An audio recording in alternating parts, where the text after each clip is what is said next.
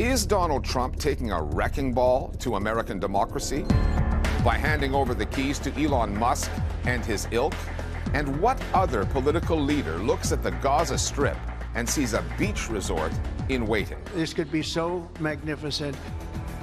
The rebranding of Syria's rebel leader turned president. Will it stand the test of time? La première impression de ceux qui découvrent le titre de cette vidéo peut être l'incrédulité, peut-être la surprise, peut-être même le refus. Cependant, ce qui se passe dans les coulisses du pouvoir aux États-Unis atteint un niveau d'ébullition rarement vu, plus intense que n'importe quel scandale politique du passé récent. Un seul email. Cela a suffi pour briser le vernis de la propagande et exposer les rouages de la peur et de la manipulation qui soutiennent le gouvernement de Donald Trump. Et il ne s'agit pas d'une erreur de communication ou d'une fuite accidentelle. Il s'agit d'un appel à l'aide soigneusement dissimulé, une dernière tentative pour contenir un effondrement qui semble inévitable, une demande urgente de contribution financière, camouflée sous le prétexte du patriotisme, envoyé pendant les vacances de Thanksgiving, un appel dramatique sous forme de campagne qui révèle la terreur de ceux qui pressentent que le théâtre est sur le point de s'effondrer. Et ceux qui pensent qu'il s'agit uniquement d'une collecte de fonds se trompent. Ce qui est en jeu, c'est l'influence, c'est l'instabilité, c'est la lutte désespérée pour maintenir debout une structure fragile qui s'effondre sous les yeux du monde entier. Dans cet email, Trump ne semble pas être quelqu'un qui a le contrôle.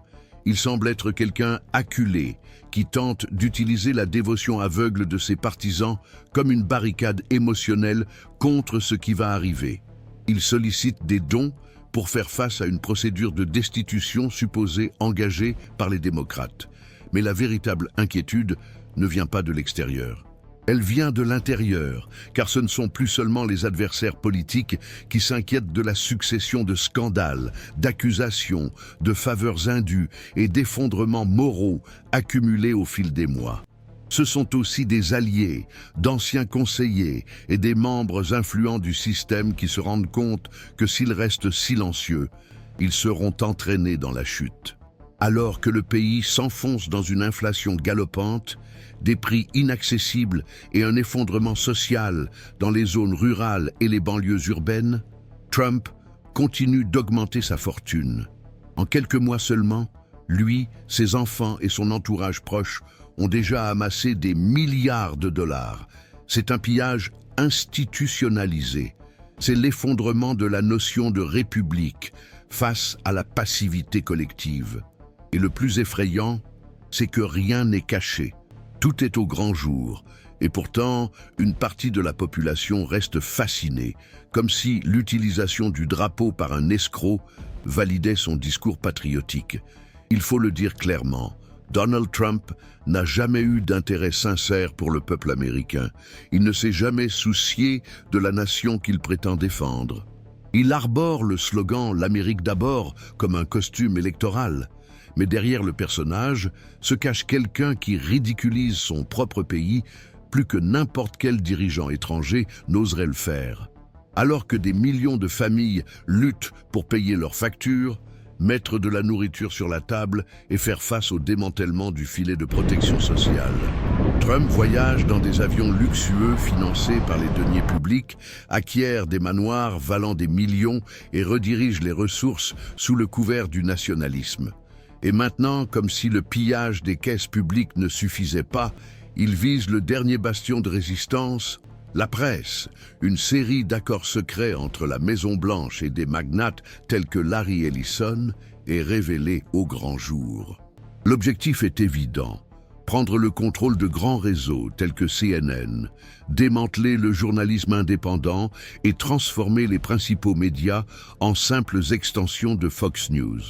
Il ne s'agit pas seulement de censure, il s'agit de réécrire les faits, de faire taire les divergences, de consolider un récit unique façonné par les intérêts d'un groupe restreint afin d'alimenter l'illusion de grandeur d'un leader obsédé par le contrôle absolu.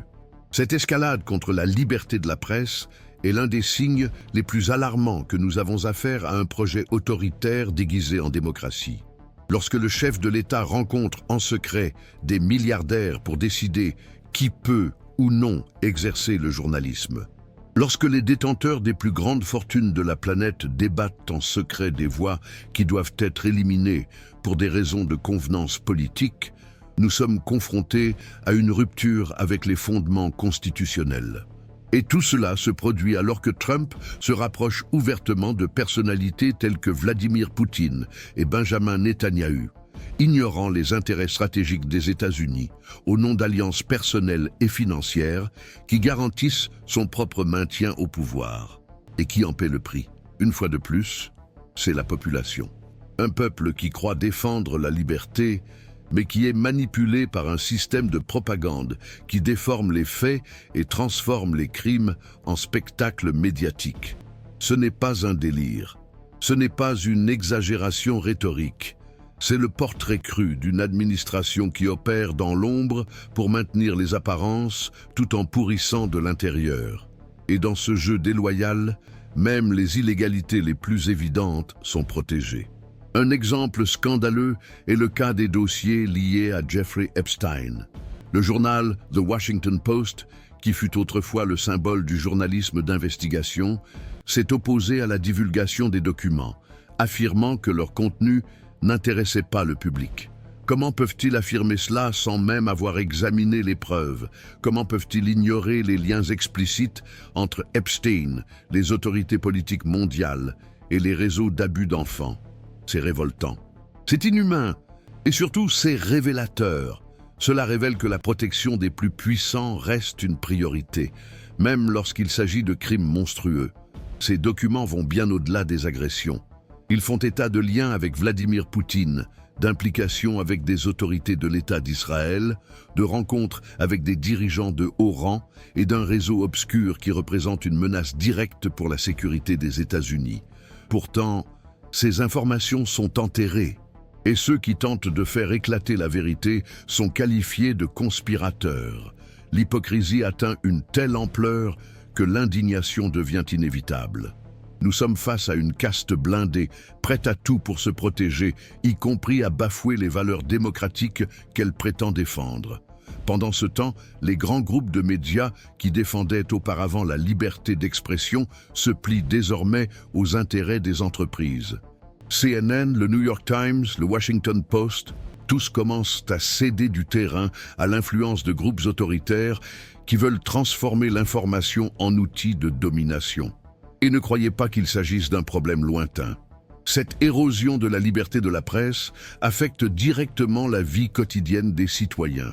Car lorsque la vérité est étouffée, le peuple perd sa principale arme contre les abus. Lorsque le mensonge devient la règle, toute résistance devient un crime. Nous voyons des universités, des cabinets d'avocats, des maisons d'édition, des organismes publics et même des institutions démocratiques renoncer à leurs principes par peur, par commodité ou pour des gains financiers. Et c'est là que réside le véritable danger. Car lorsque l'inacceptable devient la norme, lorsque l'absurde devient routine, le retour à la raison devient presque impossible. C'est pourquoi cette vidéo est importante. C'est pourquoi vous êtes ici. C'est pourquoi cette chaîne existe. Pour donner la parole à ceux qu'on tente de réduire au silence, pour mettre en lumière ce qu'ils s'obstinent à cacher. Et si vous avez regardé jusqu'ici, c'est parce que vous sentez aussi, comme nous, qu'il y a quelque chose qui ne va vraiment pas. Et que personne d'autre ne va régler ce problème à notre place. Si ce contenu fait écho à ce que vous ressentez, si vous avez commencé à relier des points qui semblaient auparavant isolés, laissez maintenant votre like et abonnez-vous à la chaîne. Ici, la vérité est une priorité. Ici, vous n'êtes pas considéré comme un numéro. Ici, vous faites partie d'une communauté critique, attentive, qui refuse d'être manipulée. Et cette force vient de vous, parce que chaque personne qui décide de ne pas se taire renforce ce réseau de résistance. Alors, abonnez-vous dès maintenant et aidez-nous à diffuser ce contenu encore plus loin, parce que la vérité est urgente, parce que le peuple a une voix, et parce qu'ensemble, nous sommes beaucoup plus puissants qu'ils ne l'imaginent. Lorsqu'une structure d'autorité commence à s'effondrer, les premiers signes n'apparaissent pas à la une des journaux, mais dans les couloirs silencieux du pouvoir. Ce sont des décisions prises à la hâte, des communiqués urgents envoyés par courrier électronique, des alliances improvisées avec des personnalités qui, jusqu'à récemment, étaient des opposants farouches. Et dans ce climat d'urgence voilée, tout ce que l'on tente de cacher commence inévitablement à s'échapper par les interstices. C'est exactement ce à quoi nous assistons actuellement dans le scénario politique impliquant le gouvernement de Donald Trump. La façade imposante commence à s'effriter. L'illusion d'un pouvoir absolu, d'une invulnérabilité, d'un leadership incontestable s'effondre face à la précipitation pour réunir les ressources financières nécessaires pour faire face à une menace qui a déjà dépassé les limites du contrôle. Et cette menace a un nom, l'impeachment. Un processus qui semblait jusqu'à récemment lointain, presque impensable, face à la loyauté inébranlable d'une partie du Congrès national, devient aujourd'hui le principal sujet de débat confidentiel au sein même du siège du gouvernement. Ce qui est en jeu aujourd'hui n'est pas seulement une lutte entre forces politiques, c'est une course pour la survie. Et lorsque la survie devient une priorité, le moindre signe devient un indice. C'est exactement ce que la récente fuite a mis en évidence. L'instabilité interne, la tension accumulée, l'effondrement imminent d'une administration qui n'est plus en mesure de soutenir les discours qu'elle a elle-même créés. Derrière la demande de contributions financières envoyée à sa base de partisans se cache un message subliminal de désespoir. Les mots ont été choisis avec prudence, dans le but de transmettre courage et résistance. Mais le message qui transparaît réellement est tout autre. C'est la crainte croissante que les scandales commencent à éroder le soutien populaire, que les accusations cessent d'être de simples bruits et aient un impact politique réel, que les enquêtes auparavant discréditées aboutissent à la formalisation d'accusations graves et que la destitution, auparavant traitée avec sarcasme, devienne une possibilité tangible. Trump est pleinement conscient d'avoir perdu le contrôle du discours public. C'est pourquoi il mise tout sur la reprise du contrôle, notamment en se rapprochant des magnats qui détiennent les plus grands conglomérats médiatiques. Larry Ellison, l'un des hommes d'affaires les plus riches de la planète, joue un rôle central dans ce nouveau plan. Coïncidence ou non, il est directement impliqué dans la tentative d'acquisition de Warner, le groupe qui détient la chaîne CNN. Mais son intérêt n'est pas d'élever le journalisme à de nouveaux sommets, ni de démocratiser l'information. Son intention est claire, remodeler le paysage médiatique pour protéger un président acculé. Lors de négociations avec les autorités gouvernementales, Ellison a même proposé de supprimer les journalistes critiques à l'égard du président.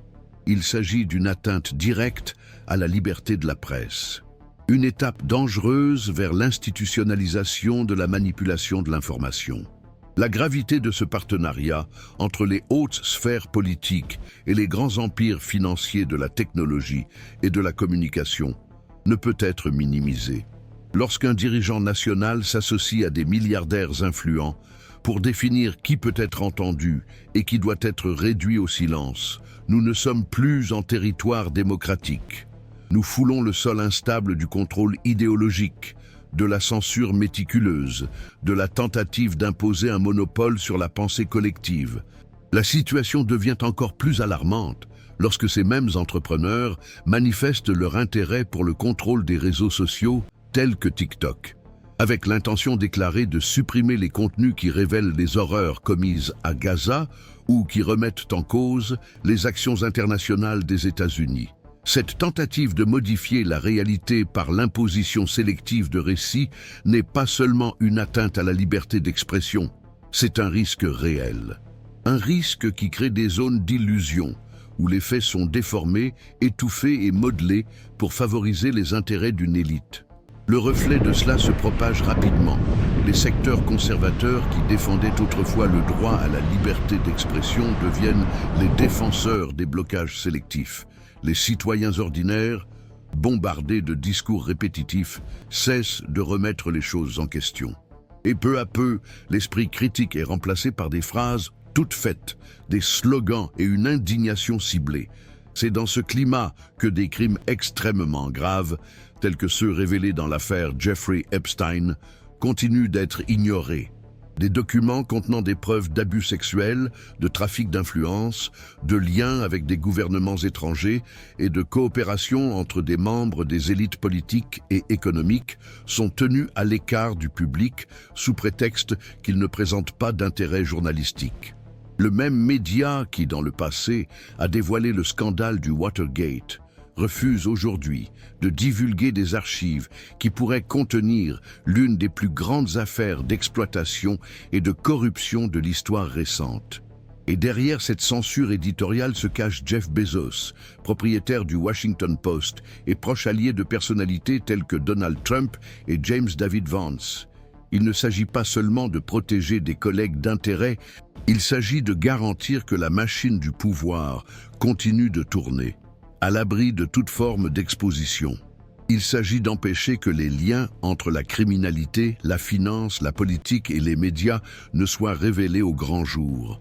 Mais plus ils tentent de supprimer les informations, plus les données fuient.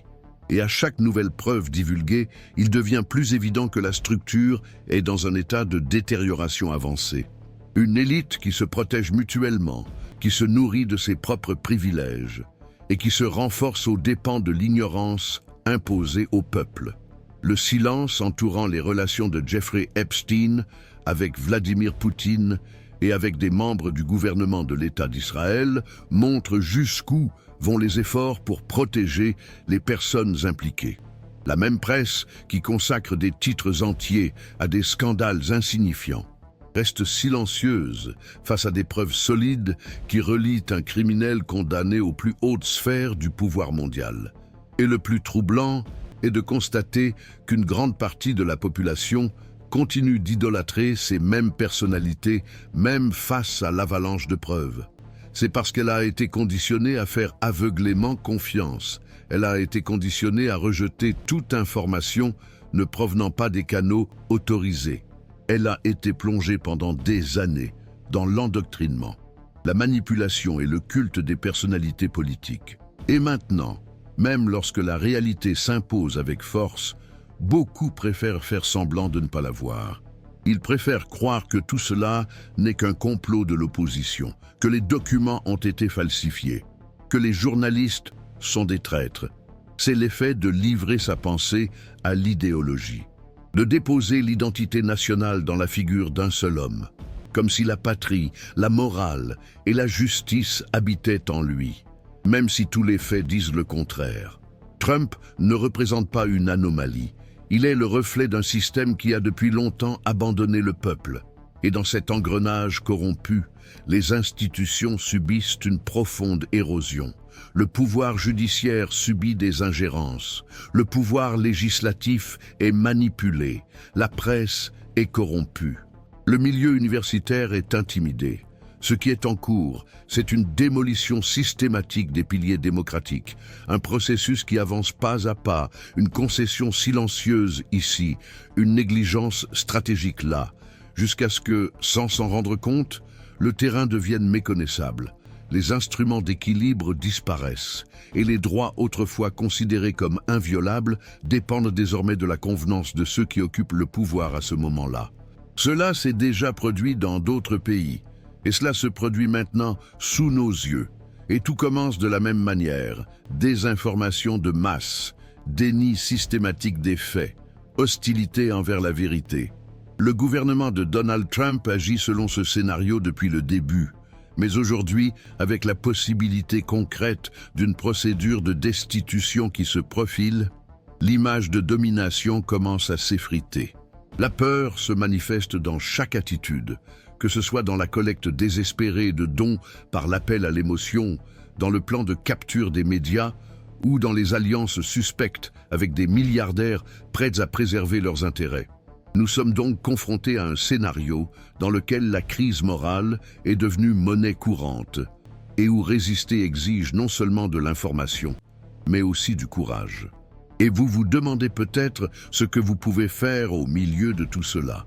Vous ressentez peut-être de l'indignation, de l'impuissance, de l'angoisse. Vous pensez peut-être que votre action isolée ne fera aucune différence face à ce système mastodontique. Mais je veux que vous écoutiez attentivement ceci. Votre voix est importante. Votre participation est fondamentale. Votre insatisfaction a de la valeur. Car chaque individu qui refuse d'accepter cette absurdité renforce le rempart contre l'effondrement de la vérité. Alors, écrivez ici dans les commentaires. Utilisez ces mots « Je vois ce qui se passe et je ne me tairai pas ». Vous pouvez copier-coller. Votre geste peut être l'étincelle qui réveillera quelqu'un d'autre. Ici, nous formons un front de résistance, une communauté qui questionne, qui réfléchit, qui ne se plie pas. Et chaque fois que vous vous exprimez, que vous partagez, que vous aimez, que vous commentez, vous contribuez à briser le pacte de silence qu'ils tentent d'imposer. Car la plus grande crainte de ceux qui dominent n'est pas un nouveau scandale. C'est la vérité qui est révélée. C'est l'éveil de la conscience collective. Et c'est exactement ce que nous construisons ici, ensemble, avec courage, avec lucidité et avec foi en ce qui est encore à venir. À mesure que de nouvelles pièces s'ajustent dans ce puzzle institutionnel en ruine, il devient impossible d'ignorer la vérité qui hurle derrière la mise en scène médiatique. Il ne s'agit pas seulement d'un message demandant un soutien financier, ce n'est pas seulement une autre manœuvre pour maintenir la militance active. Cet email a révélé quelque chose de beaucoup plus profond, l'âme d'un système qui fonctionne sous l'emprise de la peur de perdre son influence, la peur de rendre des comptes, la peur de voir tous les masques tomber en même temps, sans qu'il ne reste aucun endroit où se cacher. Et cette angoisse n'appartient pas seulement à Donald Trump, elle contamine tout le mécanisme qui l'entoure. Car ce qui est en jeu, ce n'est pas seulement l'image d'un chef d'État, c'est le soutien de tout un réseau composé de grands entrepreneurs, d'actionnaires milliardaires, de personnalités politiques influentes et de propriétaires de conglomérats médiatiques qui, depuis des décennies, tirent profit de la division, du conflit et de l'effondrement institutionnel. Ils sont pleinement conscients que si Trump s'effondre réellement, les projecteurs ne s'éteindront pas. Ils agiront. Et ils révéleront qui a parrainé, qui a couvert, qui a tiré les ficelles dans l'ombre. C'est pourquoi ce groupe est prêt à faire tout ce qui est nécessaire pour s'assurer que l'explosion se produise loin d'eux, très loin. Et dans le cadre de cette opération coordonnée de limitation des dégâts, le mensonge devient un mécanisme officiel de gestion. Chaque déclaration publique est scénarisée. Chaque titre est façonné ou mutilé pour préserver le noyau blindé du système. Les médias qui osaient autrefois affronter les présidents hésitent désormais à rendre publics des documents d'intérêt collectif. Les présentateurs qui se disaient autrefois impartiaux répètent désormais des scripts prêts à l'emploi, craignant de perdre le financement de gigantesques entreprises.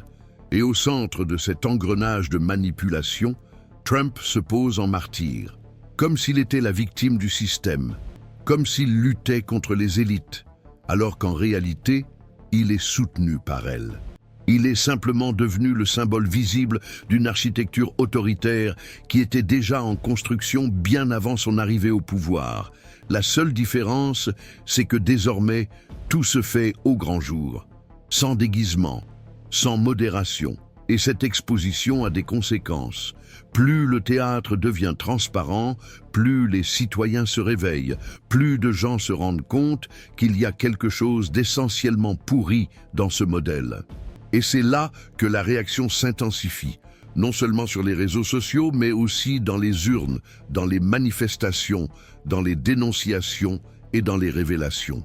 Et en parlant de révélations, le climat d'instabilité dans les coulisses de l'administration actuelle ne fait que s'intensifier. La quantité de documents confidentiels, d'échanges internes, de messages secrets et de rapports secrets qui font surface prouve qu'il existe de profondes fissures. Que tout le monde n'est pas disposé à garder le silence. qu'il y a des fonctionnaires, des techniciens, des conseillers et des consultants qui, même sous la menace, ont décidé de ne plus se taire. Chaque nouvelle fuite déclenche une nouvelle alerte. Elle montre que le discours officiel ne correspond pas à la réalité, que la prétendue fermeté de Trump est au fond une façade fragile soutenue par le chantage, la coercition et le contrôle de l'information. Et que cet email, envoyé pendant les vacances de Thanksgiving, n'était pas une stratégie de collecte de fonds ordinaire. C'était un signe d'urgence, une tentative désespérée de collecter des fonds pour couvrir les frais juridiques face à la possibilité concrète d'un procès pour crime de responsabilité. Une procédure qui avait déjà été esquissée par des membres du Parti démocrate, mais qui trouve désormais également le soutien de conservateurs mécontents de la direction désastreuse prise par l'administration. Car tous les alliés ne sont pas prêts à couler avec le capitaine, et ce détail change tout. Lorsque les fondations politiques elles-mêmes commencent à se fissurer, l'effondrement approche à grands pas. Mais la principale préoccupation ne réside pas seulement dans la chute du pouvoir. Elle réside dans le démantèlement de la décence, de l'éthique, de la vie sociale, dans la banalisation du mensonge comme outil institutionnel, dans l'utilisation continue de l'appareil public pour intimider les opposants, faire taire les critiques, persécuter les adversaires. Et tout cela orchestré par un consortium de milliardaires qui feignent la neutralité tout en concevant l'architecture d'un nouvel autoritarisme. Ce n'est plus de la démocratie, c'est de l'appropriation institutionnelle. C'est le remplacement de la souveraineté populaire par la domination du capital. Et lorsque les médias s'intègrent à ce projet, la boucle est bouclée. Le peuple n'est pas seulement trompé, il est conditionné à accepter la tromperie. Il apprend à mépriser les sources fiables et à idolâtrer les fausses informations provenant d'influenceurs rémunérés. Il apprend à se moquer de ceux qui remettent en question, à attaquer ceux qui ne sont pas d'accord, à rejeter les données qui remettent en cause ses croyances. Et ce processus détruit lentement la notion de collectivité. Il génère une population fracturée, hostile, incapable d'agir de manière unie face à des urgences réelles. Une population qui protège ses bourreaux, convaincue de lutter pour sa propre liberté. C'est l'atout définitif du modèle trumpiste, convertir les victimes en défenseurs de l'illusion. C'est pourquoi des moments comme celui-ci, où les fissures deviennent visibles, sont fondamentaux. Car chaque contenu qui brise le siège, chaque reportage qui échappe à la censure, chaque dénonciation qui atteint le public représente une fissure dans ce mur de contrôle. Et chaque spectateur qui commente, qui partage, qui reste jusqu'à la fin de la vidéo, fait partie de cette fissure. Il contribue à l'agrandir, et fissure après fissure, un jour, le mur s'effondrera. Et cette possibilité terrifie ceux qui contrôlent le sommet de la pyramide. C'est pourquoi ils s'en prennent aux journalistes indépendants. C'est pourquoi ils financent des campagnes de désinformation. C'est pourquoi ils tentent de discréditer tout contenu qui ne sert pas le discours dominant. Parce qu'ils connaissent le pouvoir de la vérité. Ils savent qu'il suffit d'une étincelle de conscience pour mettre le feu à la captivité. Ils savent que lorsque le peuple se réveille, rien ne peut les arrêter. Et vous qui êtes arrivés jusqu'ici, en êtes la preuve vivante. Vous êtes la preuve qu'il existe encore des personnes libres, des personnes qui pensent, qui ressentent, qui comprennent, des personnes qui se soucient. Et c'est pourquoi vous êtes essentiel en ce moment, non seulement en tant qu'observateur, mais en tant que protagoniste, en tant que membre d'un réseau qui a décidé de réagir. C'est pourquoi je vous invite en toute sincérité à rejoindre définitivement ce mouvement. Si ce message a eu du sens pour vous, s'il vous a aidé à voir clairement ce qui était auparavant confus, s'il a mis des mots sur ce que vous pressentiez déjà, alors cliquez sur « S'inscrire ». Ce n'est pas seulement un bouton, c'est une prise de position, c'est un choix actif de ne pas se laisser tromper. C'est la décision de chercher des réponses, de ne pas se contenter de versions toutes faites, de construire un espace où la lucidité a encore de la valeur. Activez les notifications, partagez cette vidéo, écrivez dans les commentaires, car lorsque la vérité est diffusée, le mensonge s'affaiblit, Lorsque la population se connecte, les puissants tremblent. Et lorsque chacun fait sa part, le système ne peut plus rester le même. Ils ne veulent pas que vous compreniez cela. Mais maintenant, vous comprenez. Et cela change déjà tout. Si vous êtes arrivé jusqu'ici, je vous remercie, du fond du cœur. Cela montre qu'il y a encore de la lumière au milieu des ténèbres, qu'il existe encore des personnes prêtes à écouter, à réfléchir, à résister. Et si aujourd'hui nous révélons tout cela sur l'effondrement éthique et institutionnel du gouvernement Trump, c'est parce que nous croyons que la connaissance est la base de la transformation. Mais ce n'est que le début. Dans les prochaines vidéos, nous continuerons à dévoiler ce qu'il cache. Nous continuerons à dénoncer le fonctionnement des rouages cachés, les alliances spécieuses, les décisions qui sapent les fondements de la démocratie. Et tout cela n'est possible que parce que vous êtes avec nous, parce que vous n'avez pas détourné le regard, parce que vous avez choisi de rester. Alors, continuez avec nous. Aimez ce contenu. Écrivez votre opinion dans les commentaires. Envoyez-le à ceux qui sont encore prisonniers du brouillard de la manipulation. Et surtout, souvenez-vous, la vérité résiste encore, le réveil est encore possible. Et ensemble, même contre toute attente, nous pouvons renverser la situation. À la prochaine. Et n'oubliez jamais, plus l'obscurité est intense, plus nous sommes proches de voir la première lueur poindre.